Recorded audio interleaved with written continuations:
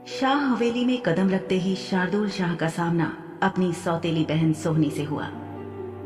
शार्दुल उसके साथ बात करके अपना वक्त जाया नहीं करना चाहता था, इसलिए उसने अपने थके होने का बहाना बनाया और अपने कमरे की ओर चल दिया और जाते जाते शिजा को हाथ मुंह धोकर कमरे में आने के लिए कहकर शार्दुल तो फटाफट बैठक से सीढ़ियां चढ़ता हुआ अपने कमरे में चला गया।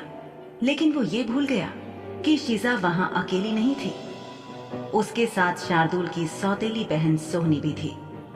वही सोहनी जो हद से ज्यादा बेरहम, बदतमीज और निहायत ही बददिमाग थी। और बेचारी शिजा अभी ठीक से इस घर में किसी का मिजाज नहीं जानती थी। शार्दुल के बैठक से चले जाने के बाद सोहनी ने शिजा से उसका नाम पूछा, लेकिन शार्दुल का शिजा को सख्त हुक्म था कि उसे शार्दुल के अलावा किसी की बात ना तो सुननी है और ना ही माननी है। शिजा को अभी शाह हवेली में लगभग 1 हफ्ता ही हुआ था, लेकिन वो इतना समझ चुकी थी कि सोहनी उसे नापसंद करती थी। अब जब सोहनी ने शिजा से उसका नाम पूछा तो शिजा ने उसके इरादे भांपकर सिर झुकाकर अदब से वहां से निकल जाने में ही भलाई समझी, क्योंकि वो अच्छे से ये बात जानती थी कि सोहनी का इरादा आज शिजा को परेशान और बेइज्जत करने का था। सोहनी ने शिजा को घूरते हुए कहा, लड़की, तुम्हें मेरी बात सुनाई नहीं दी क्या? लगता है तुम्हारे कानों में खौलता हुआ तेल डालना पड़ेगा ताकि तुम मुझे सुन सको, है ना? शिजा ने फौरन ना में अपना सिर हिला दिया। शिजा का सिर अभी भी झुका हुआ था। उसे सोहनी के महंगे जूते नजर आए, यानी सोहनी उसके करीब आ रही थी। वो सोचने लगी कि सोहनी के जूतों की कीमत कितनी होगी, और फिर उसने खुद से कहा कि शायद शाह हवेली से शिजा की आजादी के बराबर। शिजा किसी भी फसाद को टालने के मकसद से चुप थी, लेकिन उसकी चुप्पी ने सोहनी के गुस्से की आग में घी का काम किया। नीच कुतिया, मैंने पूछा तुम्हारा नाम क्या है? शिजा ने सोहनी के मुंह से अपने लिए गाली सुनी और उसका दिल चाहा कि काश वो गुलाम ना होती, और अगर वो गुलाम ना होती तो कोई फर्क नहीं पड़ता कि ये सोहनी इंसान होती या पिशाचनी। शिजा उसे अच्छा खासा सबक सिखाकर ही दम लेती, लेकिन फिलहाल शिजा ऐसा कुछ भी करने की स्थिति में नहीं थी। भले ही शार्दुल और सोहनी, इन दोनों भाई बहन के बीच एक खुली जंग थी, लेकिन फिर भी किसी इंसान दूसरे का ही साथ देंगे। इंसान इनके लिए किसी चबाने वाले खिलौने से ज्यादा कुछ नहीं थे, शिजा ने सोचा। बहरहाल अपमान का घूंट पीकर अपने जज्बातों को काबू में करके शिजा ने इज्जत के साथ सिर झुकाए ही जवाब दिया, मेरा नाम शिजा है छोटी बीबी जी। सोहनी ने हिकारत से कहा, शिजा? शिजा के आगे क्या? खैर रहने दो, तुम गरीबों को कहां से ये सब चीजें मालूम रहती हैं? वैसे भी गुलामों को ये सब याद नहीं रखना चाहिए। गुलामों को खरीदे जाने के कुछ महीनों बाद अपने असली नाम तक याद नहीं रहते। तुम भी भूल जाओगे। अभी जाओ और मेरे लिए खून की चाय बनाकर लाओ। शिजा ने सहमकर सोहनी के आदेश को मन ही मन 2 बार दोहराया और समझ न आने पर वापस पूछा, क्योंकि नाम अजीब लग रहा था और उसे शक था कि उसने ठीक सुना भी है या नहीं। उसने पूछा, बीबी जी, खून की क्या? सोहनी का पारा 7वें आसमान पर पहुंच गया। वो चिल्लाई, तुम्हारी इतनी हिम्मत कि मुझसे पलटकर सवाल कर रही हो? तुम न केवल हद दर्जे की बेवकूफ हो, बल्कि तुम्हें थोड़ा अनुशासन सीखने की भी जरूरत है। अपनी मालकिन के साथ कैसे पेश आते हैं, तुम्हें तो इस तौर तरीके की भी कमी है। शिजा के दिमाग में सवाल कौंधा, क्या सोहनी उसकी मालकिन थी? फिर उसने सोचा कि ये अपने दिमाग में खुद से बातचीत करने का सही समय नहीं है। ज्यादा देर हो गई तो शार्दुल पता नहीं क्या सजा दे दे। उसने हिम्मत जुटाकर सोहनी से कहा, माफ कीजिए, पर आप मेरी मालकिन नहीं हैं। दिमाग में जो आया शिजा ने कह तो डाला, पर इससे सोहनी का गुस्सा 7वें आसमान पर पहुंच गया। वो गुस्से में दांत पीसते हुए बोली, ओफो, नखरे तो देखो इस महारानी के। सुनो छोटी सी कुतिया, तुम्हारी हिम्मत कैसे हुई मेरी बात को एक बार में ना सुनने की, और उस पर मेरे काम के लिए मुझे साफ मना भी कर रही हो। मुझे माफ कर दीजिए, लेकिन शार्दुल साहब ने मुझसे कहा है कि मैं केवल उनके आदेशों का पालन करूं और किसी के भी आदेश का नहीं। मुझे केवल उनका हुक्म सुनना है और उनकी ही बात का जवाब देना है। दयाल, जो रात के खाने की तैयारी करता हुआ भोजन कक्ष और रसोई के बीच चक्कर लगा रहा था, उसने देखा कि छोटी मालकिन सोहनी हमेशा की तरह ही शाह हवेली की किसी नौकरानी को डांट रही हैं और उसे नीचा दिखा रही हैं। जब दयाल थोड़ा नजदीक पहुंचा तो उसके होश उड़ गए और उसके कदम रुक गए, क्योंकि ये नौकरानी शार्दुल शाह साहब की गुलाम थी, घर की कोई दूसरी नौकरानी नहीं। ऊपर से जब दयाल ने शीजा को ये कहते सुना कि वो सिर्फ शार्दुल की बात मानेगी और सोने की नहीं, तो उसने मन ही मन भगवान को याद किया, क्योंकि वो जानता था कि सोहनी अब पूरी हवेली सिर पे उठा लेगी। उसने सोचा कि अब क्या किया जाए। सोहनी ने हवेली के किसी भी कर्मचारी, यहाँ तक कि आम गरीब लोग जो हवेली से संबंधित नहीं थे, उन तक को भी कभी नहीं बख्शा था। और तो और इस पिशाचनी ने घर का खास खानसामा और शार्दुल शाह साहब का विश्वास पात्र होने के बावजूद खुद दयाल को नहीं बख्शा था। सोहनी को नौकरों को नीचे दिखाने और उन्हें ये एहसास दिलाने में बड़ा आनंद मिलता था कि वो घर की छोटी मालकिन थी। सुनो गुलाम लड़की, शार्दुल शाह मेरे भाई हैं, इसलिए अप्रत्यक्ष रूप से ही सही, पर तुम मेरा हुक्म मानने के लिए बंदिश में हो, बिल्कुल वैसे ही जैसे तुम मेरे भाई की सेवा करती हो, समझी? सोहनी ने शीजा के सिर पर चपत जमाते हुए उसे धक्का दिया, जैसे कि उसे ताना दे रही हो कि वो कितनी मूर्ख थी। गुलाम लड़की, क्या तुम अब भी नहीं समझी? फौरन मेरे कमरे में आओ। सोहनी की धमकाने वाली आवाज के बावजूद शीजा अपनी जगह से 1 इंच भी नहीं हिली। सुनाई नहीं देता तुम्हें? बहरी हो क्या?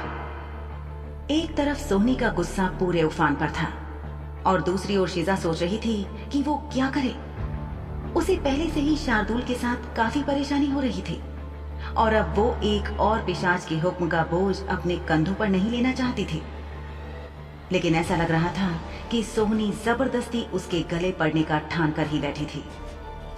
शीजा ने यहाँ वहां देखा, लेकिन उसकी मदद करने लायक जो एक शख्स इस शाह हवेली में था, वो उसे दूर दूर तक नजर नहीं आया।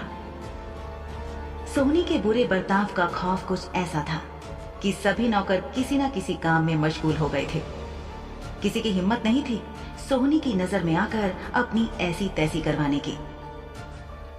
शीजा को अपनी आंख के कोने से दूर खड़ा एक शख्स नजर आया। उसने हल्की सी गर्दन ऊपर घुमाई तो पाया कि ये दयाल था, जो चुपचाप उन्हें देख रहा था। दयाल के हाव भाव से जाहिर था कि वो बिना सोहनी को अपनी मौजूदगी का एहसास करवाए वहां से खिसक जाना चाहता था। शीजा ने सोहनी की तरफ देखा और बहुत सम्मान से कहा, क्षमा करें छोटी बीबी जी, लेकिन मुझे शार्दुल साहब के अलावा और किसी से बात नहीं करने और किसी भी सवाल का जवाब नहीं देने के लिए कहा गया है। दयाल जी यहीं पर हैं, वो देखिए वह रसोई की तरफ खड़े हैं। आप कृपया उनसे आपकी चाय तैयार करने के लिए कहें ताकि आप उसे पीते हुए अपने कमरे में आराम कर सकें। जाहिर तौर पर यह बात सोहनी के गले के नीचे नहीं उतरी। एक गुलाम लड़की की इतनी हिम्मत, इतनी मुंहफट और बदतमीज कि अब ये सोहनी शाह को बताएगी कि उसे किसको क्या हुक्म देना चाहिए। सोहनी ने आवेश में आकर अपने दांत पीसे।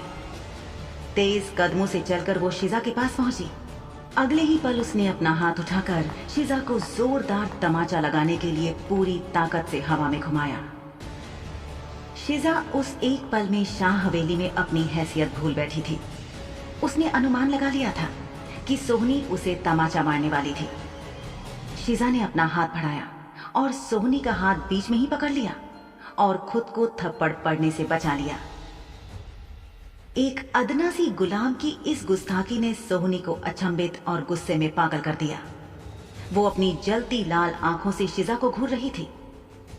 दुर्भाग्य से शीजा उस समय न केवल अपने गुलाम होने के बारे में भूल गई थी, बल्कि वो ये भी भूल गई थी कि उसके सामने खड़ी लड़की भले ही दिखने में शीजा की हम उम्र लग रही थी, लेकिन वो थी एक पिशाचनी, शुद्ध खून वाली पिशाचनी। वो दोनों किसी भी स्तर पर एक समान थे ही नहीं, तो ये मुकाबला तो शुरू होने से पहले ही एक तरफा था। चिड़ी हुई सोहनी ने अपनी पिशाच शक्ति का उपयोग शीजा के हाथ को वापस पकड़ने के लिए किया, शिजा की कलाई कस के पकड़कर सोहनी ने उसकी बाजू को मरोड़ दिया। सोहनी की ताकत शिजा को अमानवीय महसूस हुई क्योंकि वो एक पिशाचनी थी। सोहनी ने शिजा की बाह को उसकी पीठ के पीछे घुमाया, जिससे शिजा को बहुत दर्द हुआ और वो कराह उठी। लेकिन एक बार भी उसने अपने मुंह से कोई चीख या आवाज बाहर नहीं निकलने दी। इस दृश्य को देखकर दयाल का भी दिल जोर जोर से धड़कने लगा। अभी कुछ ही देर पहले तक तो वो यहाँ से भागने की योजना बना रहा था, लेकिन अब वो अपनी सांसें रोककर पूरा दृश्य देख रहा था। अब तक के शाह हवेली के अपने निवास में दयाल ने एक बात देखी और सीखी थी, और वो ये कि शाह हवेली तो क्या, किसी आम पिशाच के घर में काम करने वाले किसी नौकर ने भी कभी ऐसी हिमाकत नहीं की थी। शाह हवेली की बात करें तो सोहनी मालकिन के खिलाफ खड़े होने की हिम्मत कोई नहीं कर सकता था। कभी भी किसी नौकर की कुछ भी ऐसा करने की हिम्मत नहीं होती थी जिससे उसके मालिक या मालकिन नाराज हो जाएं, और इसके पीछे एक अच्छा कारण था। दयाल ने देखा कि उसके मालिक शार्दुल शाह के निजी गुलाम को घर की सबसे छोटी पिशाचनी सोहनी मालकिन द्वारा दंडित किया जा रहा है। पिशाचनी ने पहले शिजा को एक करारा थप्पड़ जड़ दिया और फिर उसे एक लात मारी। दयाल ने ये सब अपनी आंखों से देखा। दयाल जानता था कि सोहनी मालकिन के जो दिल में आएगा अब वो इस लड़की के साथ करेंगी, और किसी की हिम्मत नहीं थी कि सोहनी को रोक सके। और ये बेचारी लड़की थी ही क्या, बस एक मामूली सी गुलाम, इसके अलावा और कुछ नहीं। सोहनी का चेहरा गुस्से से लाल हो चुका था और उसने शिजा की बाह को बेदर्दी से और ज्यादा मरोड़ दिया। शिजा का चेहरा दर्द बयां कर रहा था और उसकी आंखें दर्द की अधिकता से बंद हो गईं। दयाल को यकीन था कि आज सोहनी मालकिन शिजा की बाह तोड़ने वाली थी और अब से उसके पास केवल उसका बायां हाथ रह जाएगा। वो शिजा की बहुत ज्यादा सहायता नहीं कर सकता था, लेकिन एक कोशिश करने के लिए वो सोहनी मालकिन की ओर चल पड़ा। मन ही मन अपनी खैर मनाते हुए बहुत हिम्मत जुटाकर कांपती आवाज में दयाल ने अदब के साथ सोहनी से पूछा, सोहनी मालकिन, खून की चाय। सोहनी ने खा जाने वाली निगाहों से दयाल को घूरा और बोली, क्या मैंने तुमसे कहा कुछ लाने को? सोहनी इस बात से बिल्कुल भी खुश नहीं थी कि दयाल बीच में आकर उसे शिजा को प्रताड़ित करने से रोकने की कोशिश कर रहा था। सोहनी के हिसाब से ये उसका अपना मामला था। वो गुर्राई, मुझे जब जरूरत होगी मैं बुला लूंगी, भागो यहाँ से। काम का ना काज का, दुश्मन अनाज का। हाँ?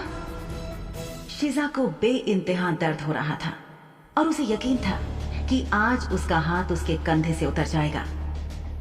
इस पिशाचनी ने एक बार उसकी बाह मरोड़ते वक्त अपना जोर लगाना कम नहीं किया था, जिस वजह से शिजा का दर्द भी कम नहीं हुआ था। सोहनी शिजा की बाह को इस तरह घुमा रही थी जैसे आज वो घुमा घुमा कर उसके कंधे से शिजा की बाह उखाड़ कर ही दम लेगी। लेकिन इस उखाड़ने से पहले भी सोहनी जी भरकर शिजा को यातना देना चाहती थी। दर्द बहुत बढ़ गया था। शिजा की सांसें उखड़ने लगी थी और उसका चेहरा लाल हो गया था। ऐसा लग रहा था जैसे धीरे धीरे उसका होश जा रहा था और वो किसी भी पल फर्श पर गिर सकती थी। शिजा की जिंदा रहने की उम्मीदें लगभग खत्म सी हों कि तभी उसके कानों में शार्दुल की रौबदार आवाज गूंजी, ये तुम क्या कर रही हो सोहनी? सोहनी ने एक नजर शार्दुल पर डाली। उसकी कमीज के ऊपरी 2 बटन खुले हुए थे, जिनसे लग रहा था कि वो अपने गुसलखाने में था और हाथ मुंह धोने की तैयारी में था। लेकिन नीचे बैठक में से सोहनी के जोर जोर से बोलने की आवाजें सुनकर वो फौरन ये देखने चला आया था कि आखिर घर में क्या मसला हो गया था। ऊपर से नीचे झांकते ही उसे अपनी गुलाम शिजा अपनी सौतेली बहन सोहनी के चंगुल में नजर आई। अपनी नजरें वापस शिजा पर स्थिर करते हुए सोहनी नाम की पिशाचनी गुस्से में फुफकारी, मुझसे ये सवाल करने के बजाय आप मुझे ये बताइए कि क्या आपने कभी अपनी इस बददिमाग गुलाम को कुछ कायदे सिखाए हैं? क्या आपने कभी इसे यहाँ के तौर तरीके और अनुशासन सिखाए हैं? क्योंकि इसे देखकर ऐसा लगता है कि जैसे ये अब भी सोचती है कि ये जो चाहती है उसे करने के लिए स्वतंत्र है। अब ये ना कहिएगा कि आपके कमरे के बंद दरवाजों के पीछे ये आपके साथ भी इसी बेतकल्लुफी बेअदबी और बदतमीजी के साथ पेश आती है। गुस्से में अपनी बात पूरी करते हुए सोहनी ने शिजा की बाह पर अपना दबाव बढ़ाया। अब दर्द शिजा की बर्दाश्त के बहुत बाहर हो चुका था। उसने बहुत सब्र से काम लिया था, लेकिन अब उसके मुंह से एक हल्की सी करहा भरी चीख निकल पड़ी। सोहनी के चेहरे पर एक विजयी मुस्कुराहट आ गई। इतनी देर से अपना पूरा पिशाची जोर शिजा की बाजू मरोड़ने में लगाकर वो यही तो देखना चाहती थी। शिजा की तड़प, शिजा की दर्द भरी चीखें, जिन्हें अब तक शिजा ने अपने हल्क से बाहर नहीं निकलने दिया था। शार्दुल ने फौरन सोहनी को जवाब दिया, मेरी ख्वाबगाह में क्या होता है और क्या नहीं, ये जानने में तुम इतनी उत्सुक क्यों हो? कहने को हम दोनों सौतेले भाई बहन हैं, पर कौन जानता था कि तुम ऐसी निकलोगी सोहनी? शार्दुल के चेहरे पर आश्चर्य के भाव देखकर सोहनी और भी ज्यादा चिढ़ गई और गुस्से में अपने दांत पीसने लगी।